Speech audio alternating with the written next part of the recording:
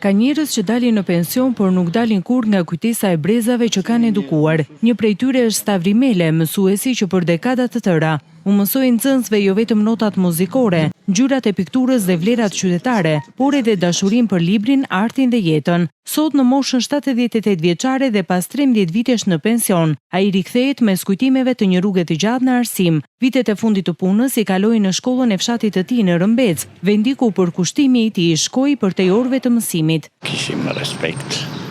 Nuk dim që të na ketë kundërshtuar nxënësi ose ta kemi dhunuar nxënësit. Pavarësisht se do ta këshillonje, do ta qortonje kur nuk kryente detyrat mirë, mësimet mirë, por ama edukatën e kishim në rend të parë. Shkolla për mua ka një detyrë kryesore, të para fare ka edukatë. Po që se fëmija nuk është edukuar, ai as nuk të mëson, mund të marrë edhe një notë të 10, mund ta marrë, ta mësoj përmendje. Pa ai s'ka edukatë, nuk bëhet njeri i mirë. Shkollën e mesme kam mbaruar në Tiranë, në liceun artistik. Dollëm kuadra. Nga komiteti ekzekutiv na caktoi në arsim. Degën që kisha unë, do të jep një vetëm djathtësitë këto, muzikë, vizatim, edhe edukatën shoqërore. Kam punuar në Podgorinë fillimisht. Në vitin 67 kam filluar për herë të parë në arsim. Kam qëndruar në Podgorinë 3 vjet. Aty kemi patur dhe vështirësi se transportin e bënim vetë. Dhe veç asaj e kishim të detyruar të rrinim në shkollë. Tër javë. Ishte shumë e vështirë njërë në 2-3 javë të na jepte lej drejtori të zbrisim njërë në mes javë, sepse vinim merrim edhe do një ushqim nga familja. Mbas asaj kalova në Institutin e Arteve.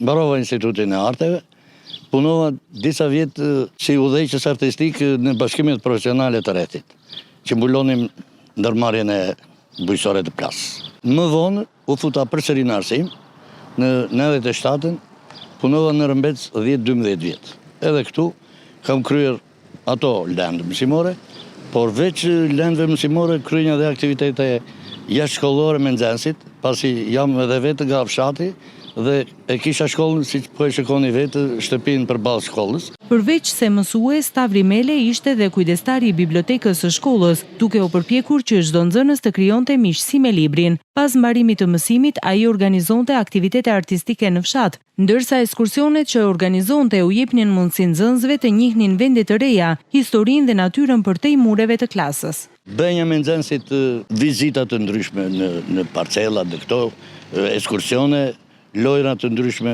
me sportin, organizoja dhe në orë të ditës që bënim vizatim, muzikë. Me nxënësit kryejnë dhe punën që kisha në bibliotekë, pasi në Institutin e Arteve kemi mbaruar dhe lëndën në bibliotekë. Kisha një bibliotekë shumë të mirë në shkollë, e kisha të skeduar, të rregulluar, dhe kisha regjistruar të gjithë nxënësit sipas klasave që kisha rreth 200 nxënës me kartella të rregullt. Me bibliotekën kryejnë aktivitete të tilla me takime me shkrimtar, me këngëtar. Edhe pse kanë kaluar 13 vite që nga dita kur mbylli ditarin e mësuesit, Stavri Mele vazhdon të mbetet një figurë e respektuar në komunitet, një njeri që besoi se arsimi nuk kufizohet vetëm te mësimi i lëndëve, por është një udhëtim për të formuar njerëz me kulturë, ndjeshmëri dhe dashuri për dijen.